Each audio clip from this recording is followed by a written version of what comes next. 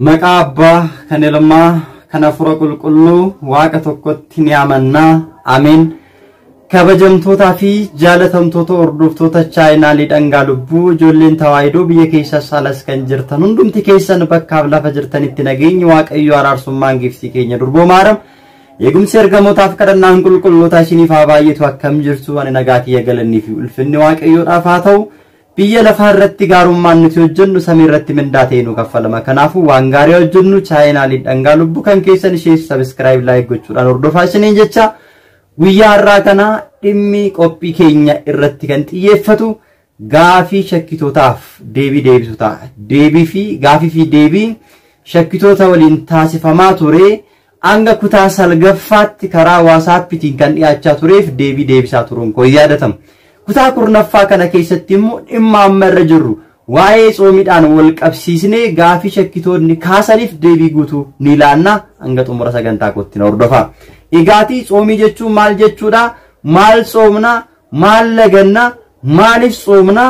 Yoom tsoomna? Akkamitti tsoomna kan jedhu yeroo darbe chaayinaalii dhangaa lubbuu miidiyaa irratti siniif dhiyeesseen ture achirraa hordofaa. Har'a garuu kan irratti xiyyeeffannu gaafiiwwan shakkisoonni kaasaniif deebii guutuu kan jedhu kutaa kurnaffaa isaati jechuudha kan waliin ilaalu. Egaa shakkitoonni yeroo baay'ee tsoomiin hin barbaachisu. Tsoomuun hin barbaachisu. Gooftaan keenya Yesuus Kiristoos iyyuu nuuf tsoomeera. Kanaaf tsoomuun hin barbaachisu. Tsoomuun akka hin barbaachisne immoo innumti mataasaa Gooftaan keenya Yesuus Kiristoos yommuu biyya lafaarra deddeebi'aa turetti afaan isaadhaan dubbateera. Kanaaf iyyuu isin ijoolleen Ortodoksii ijoolleen tawaahidoo kan tsoomtan jecha Waaqayyoo isa ulfaataa sanarra darbitanii jecha Waaqayyoo sana diigdaniitu seera Waaqayyoo irra darbitanii tsoomaa jirtu malee tsoomiin guutumaa guututti hin barbaachisu. Tsoomni immoo kan barbaachisu yoo ta'e Gooftaan keenya Yesuus Kiristoos Wangeela Maatiyos boqonnaa 4 irratti guyyaa 40 fi halkan 40 nu tsoomee diina keenya daabiloosiin qaanessi akka nuti tsoomuu hin qabneef al tokkicha nu tsoomeera. Inni iyyuu waan nu tsoomeef kanaafuu iyyuu tsoomiin hin barbaachisu. Isin dogoggortaniitu nuun jedhu lakki hin dogoggorre. Macaafa qulqulluu irratti ulfina Waaqayyoo fi hiika macaafa qulqulluu hin beektaniiti maal taatu?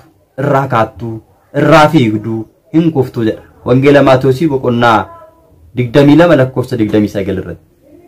Kanaafi hiika macaafa qulqulluu wallaaluu irraa kan ka'e hubachuu dadhabuu irraa kan ka'e ulfinni Waaqayyoo maal akka ta'e hubachuu dadhabuu irraa kan ka'e namoonni baay'een tsoomni hin barbaachisu jedhan malee Gooftaan keenya Yesuus Kiristoos tsoomni hin barbaachisu bakka inni itti jedhan jiru. Tsoomni osoo hin barbaachisu ta'ee Gadaama Qorontos keessatti guyyaa 40 fi halkan 40 tsoomee tsoomanuuf bu'uure akka nuti tsoomnu nun barsiisu ture. Wangeela Maatiyos boqonnaa 11 lakkoofsa 28 irratti waanuma hojjettan hundumayyuu anarraa baradhaadheera. Warreen ba'an keessan isinitti ulfaate warreen dadhabdan gara kootti koottaa ba'aa keessan isinirraan fuudha isinin boqochiisa. Waanuma raawwattan hundumaa immoo anarraa baradhaadheera. Tsoomuu eenyu irraa baranne? Gooftaa keenya Yesuus Kiristoos irraa baranne. Kadhannaa eenyu irraa baranne? Gooftaa keenya Yesuus Kiristoos irraa baranne. Cuuphaa eenyu irraa baranne? Gooftaa keenya Yesuus Kiristoos irraa baranne. Abbaa gaarii barsiisaa gaarii. Kiristoosii fakkeenya akka isinii ta'uudhaaf hojii isaa duukaa buutanii akka jiraattaniif Kiristoos maal godheera? Fakkeenya isinii ta'eera jedhe Phexros. Kanaaf fakkeenya nuuf ta'eera. Wangeela Maatiyos boqonnaa 15 lakkoofsa 11 irraa jechi barreeffamee jiru wanti afaan namaa seenu xuraawaa nama taasisu jedha. Wanta afaan namaa keessaa ba'utu xuraawaa nama taasisaa jedha. Jecha kana fudhachuudhaan shakkitoonni wanti afaan namaa seenu xuraawaa nama taasisu. Kanaaf iyyuu tsoomiin hin barbaachisu. Nyaanni afaan keenya seenu dhugaatiin afaan keenya seenu miidhaa nurratti fidu Waaqayyoo irraatii nu fageessuu hin danda'u. Kanaafuu tsoomuun hin barbaachisu Gooftaan nu tsoomeera jedhan. Mee dhuguma akkuma isaan jedhan iyyuu yoo ta'e jechi kun maaliif dubbatame? Jecha kana eenyutu dubbate jenneedhaan. Jecha kana kan dubbate wanti afaan namaa seenu xuraawaa nama taasisu kan jedhe Gooftaa keenya Yesuus Kiristoosidha. Yoom dubbate eenyutti dubbate yoo jenne wangeeluma kana Wangeela Maatiyos boqonnaa 15 irraa kaasnee gaafa dubbisnu Gooftaan keenya qorichi keenya Yesuus Kiristoos biyya lafaarra deddeebi'ee ennaa barsiisaa turetti Fariisonni Gooftaa keenya Yesuus Kiristoos gaafii gaafatanii turan.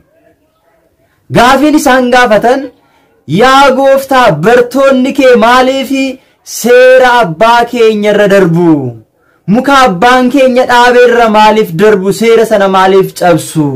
Isaan yeroo nyaata nyaatani harka isaanii hin dhiqatanii, harka dhiqachuu dhiisuu isaaniitiin immoo maaliif of xureessu jedhanii gaafatan.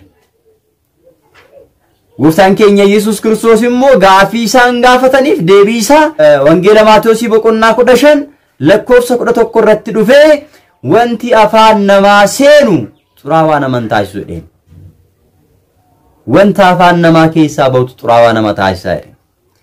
Gaafa kana duuka bu'oonni gooftaa keenya Yesuus Kiristoos gooftaa keenya Yesuus Kiristoositti dhiyaatanii yaa gooftaa jechaati dubbatte kanaanii Fariisonni gufachuu isaanii hin oolu.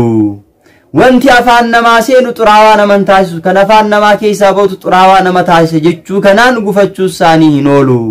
Mana abbaa keenya isaanii keessaa ba'uun isaanii hin oolu jedhanii gaafii kanaaf gaafa dhiyeessaniifi gooftaan keenya Yesuus Kiristoos immoo biqiltuun abbaan koo hin dhaabin buqqa'uun isaa hin oolu. Waa'ee isaanii dhiisaa. Jaaman jaamatti karaa agarsiisuu hin danda'u. Lamaan isaanii wal fudhatanii qilee seenutti. Jechi kun kan dubbatameefi waa'ee soomaaf miti. Wanti afaan namaa seenu xuraawaa nama taasisu waanuma argattan nyaadhaa, waanuma argattan dhugaa jechuudhaaf miti. Akkasummaa yoo ta'e namni nyaata iyyuu hin filatu jechuudha. Akkasummaa yoo ta'e waan macaafa qulqulluudhaan dhoorkameeyyuu kamiyyuu yoo nyaanni xuraawaa nama taasisu jedhanii yoo kan yaadan ta'e wantoonni macaafa qulqulluu keessatti hin nyaatamin jedhamanii barreeffamanis diiguun hin oolu jechuudha. Fakkeenyaaf yoo laalle macaafa qulqulluu keessatti beelladoota keessaa kan nyaatamanii fi kan hin nyaatamne jiru, addaan baadii kaa'amanii jiru. Kotte duudaa warri ta'an kamiyyuu kan akka fardaa, kan akka harree hin nyaataman. Kotteen isaanii baqaqaa kan ta'e qofa nyaadhaa jedhee Waaqayyoon saba Israa'eliif maal godheera? Ajaja kana laate. Karaa saba gaggeessaa saba Israa'el karaa Museetiin. Kanaafuu xuraawaa nama taasisu ta'a taanan wanta Waaqayyoon hin nyaatinaa jedhame sana nyaachuun rakkoo hin qabu jechaa jiru. Rakkoo guddaa qabu. Jechi kun kan dubbatameefi gaafii Fariisonni gaafataniif deebii deebisuudhaaf malee waa'ee soomadhaaf miti. Gaafiin isaan gaafatan bartoonni kee gaafa nyaata nyaatan maaliif harka isaanii hin dhiqatanii? Maaliif seerri abbaan keenya dhaabe maaliif diigudha? Gooftaan keenya qorichi keenya Yesuus Kiristoos immoo gaafii isaaniidhaaf deebii gaafa deebisu wanti afaan namaa seenu xuraawaa nama taasisu gaafa jedhuun harka dhiqachuu dhiisuu isaaniitiin xuraawaa hin ta'an jechuu barbaadeeti. Harka dhiqatanii yoo nyaatanis, harka osoo hin dhiqatin yoo nyaatanis xuraawaa isaan taasisuu hin danda'u. Cubbuu isaaniitti ta'uu hin danda'u. Xuriin qaama isaaniirra jiru cubbuu isaaniitti ta'ee fuula Waaqayyoo fuulduratti isaan irratti farachiisuu hin danda'u.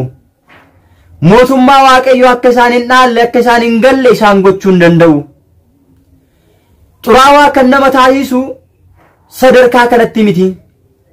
Wantoonni xuraawaa nama taasisan tokko waan afaan namaa keessaa bahudha. Soba dubbachuudha, cubbuu raawwachuudha, hamachuudha, waan Waaqayyoon hin jaallanne Waaqayyo irratti ka'anii Waaqayyo irratti falmii kaasuudha, Waaqayyoon ganuudha, Waaqayyoon abaaruu arrabsuudha. Kun xuraawaa nama taasisuu danda'a.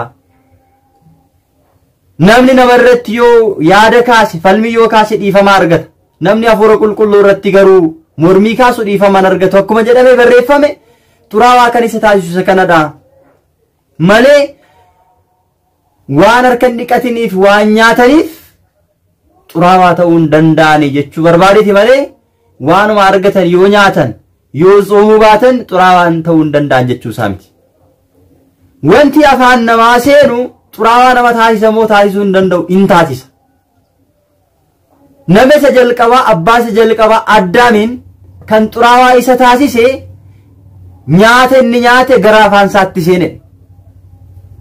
Seera uumamaa boqonnaa 3 lakkoofsa 1 hanga 9 gaafa dubbisnu xuraawaa kan isa taasise muka isa balas jedhamtu sana inyaatiin jedhamee abboommi itti laatame sanirra darbee nyaachuu isaatiin Addaam maal ta'eera? Xuraawaa ta'eera. Fuula Waaqayyoo fuulduratti cubbamaa ta'eera. Fuula Waaqayyoo fuulduratti yakkamaa ta'ee Eden Gannat keessaa baheera. Waggaa 5,500 guutuu garbummaadhaan jiraateera. Maaltu akkana si taasise? Waan inni nyaate, waan inni soorrate sana. Soorranni nuti nyaan karaa nyaataa wanti dhufu xuraawaa nama taasisa waan ta'eef. Maaliif abboommi Waaqayyoo kan lafa kaa'e? Fakkeenya Addaam abbaan keenya yeroo sanatti muka isa balas sana nyaatu otoo ta'e Eden Gannat keessaa bahuu hin danda'u ture. Waaqayyo irraa isa fageessu ture.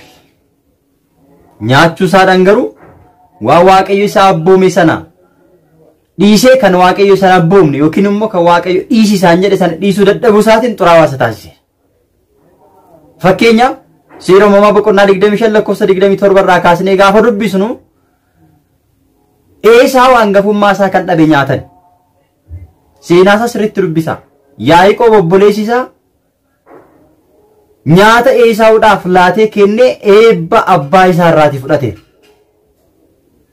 Kanaafuu Esaawu nyaata sana osoo nyaachuu baate lekki hangafummaa kiyya naa wayya osoo jedheera ta'e hangafummaa isaa tuffachuu osoo baate kabaja guddaa argata ture.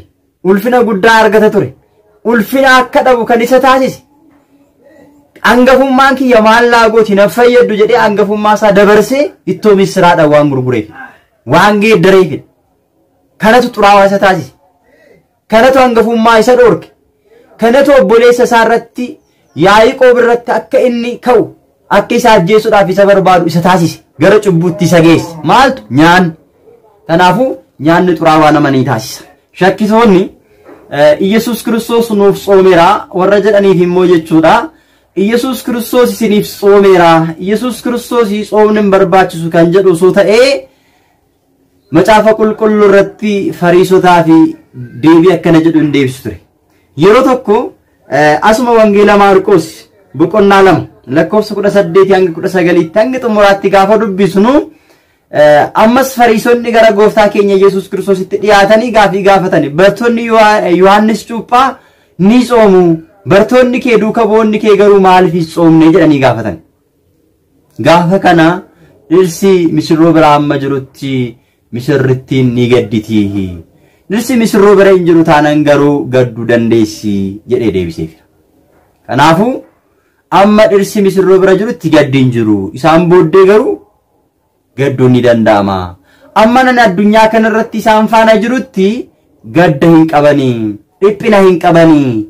Qormaata hin qabanii. Isaan booddee garuu qormaata jalaa ooluudhaaf dhiphina jalaa ooluudhaaf gaafa namni biraa biyya lafaa kanarraa gara samiitti ol ba'e ni tsoomu jedhe. Gooftaan keenya Iyesuus Kiristoos addunyaarra deddeebi'aa ture. Yeroo sanatti namni gadde hin jiru, namni tsoome hin jiru, dhiphinni hin jiru, rakkinni hin jiru. Maaliif? Ba'aa keenya kan nurraa fuudhuu danda'u hunduma kan danda'u gooftaan keenya Iyesuus Kiristoos isaan faana ture waan ta'eef.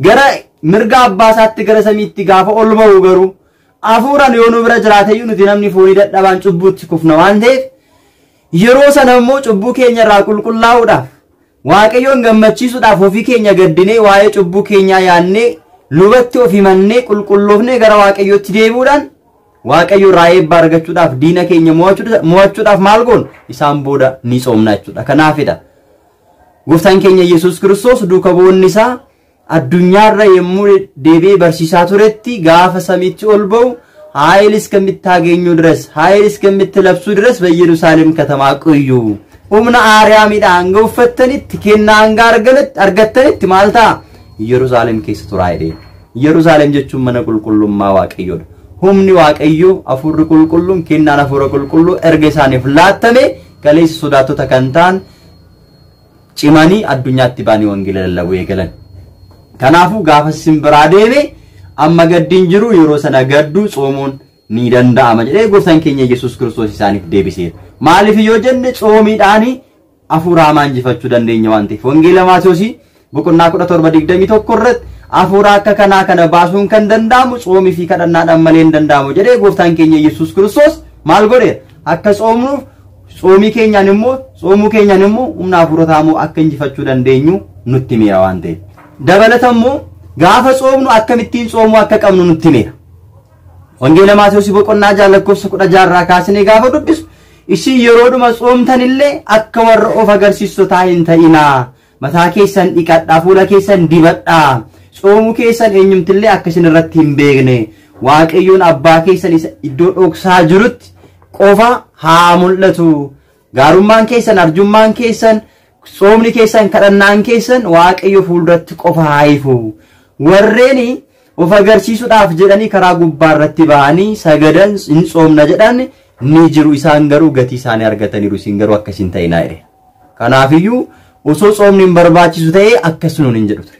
Kanaafuu soomni ni barbaachisa. Yesuus Kiristoos nuuf soomeraa soomni hin barbaachisu jechuudhaan soomarraa fagaachuun abshaalummaan kun Waaqayyo wajjiniin walitti nama firoomsuu hin danda'u. Kennaa namaaf kennisiisu mootummaa Waaqayyo nama galchuu hin danda'u. Akkasin maataadhaan Yesuus Kiristoos iyyuu nyaateera. Yesuus Kiristoos biyya lafaarra himmaa deddeebi'aa turetti qaama foonii waan uffatee tureef nyaateera. Nyaanni nun barbaachisu nu nagaa jedhanii maaf hin dhiisne ree hanga yoona. Kanaafiyyuu kun yaada dogoggoraa waan ta'eef yaada keenyaan gara Waaqayyootti deebuudhaan Waaqayyo irraa karraatii kan baranne hojiitti kudhaanii soomiidhaan kadhannaadhaan sagadaan hafuurota hamoota jireenya keenya keessaa baasuudhaaf jabaachuu danda'utu nurra jiraata jechuudha.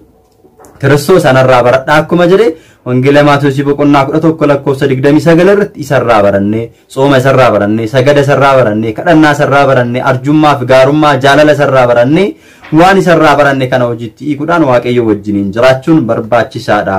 Kanaafuu kiristaanota hundumti keessan waqtii soomaa kanatti egaa gara Waaqayyootti deebi'uudhaan yaada keessaniin laphee keessaniin waan hundumaan iyyuu gara Waaqayyootti deebi'uudhaan waan cubbuu hojjenne waa'ee akka raawwanne gaabbii galuudhaan dhiifama kan itti argannu yeroo kanadha waan ta'eef yeroo kanatti qoosuun afaan keenya namaa dubbachuun gurra keenya namaa dhaggeeffachuun harka keenya waan Waaqayyoon jaallanne luka keenya waan bakka Waaqayyoon hin barbaanne deemuun hin barbaachisu. Gurra keenya qulqulleessuun harka keenya qulqulleessuun jireenya keenya qulqulleessuun barbaachisaadha waan ta'eef Waaqayyoon jireenya keenya qulqulleessinee gara isaatti deebine isa wajjiniin akka jiraannu Waaqayyoon hunduma keenya nu haa gargaaru. Kan nu barsiise kan nu gorse maqaa Waaqayyo kan galateeffame haa ta'u. kutaa itti aanuun hanga walitti deebinutti nagaan tura. Wasbaatal Egzaabeer.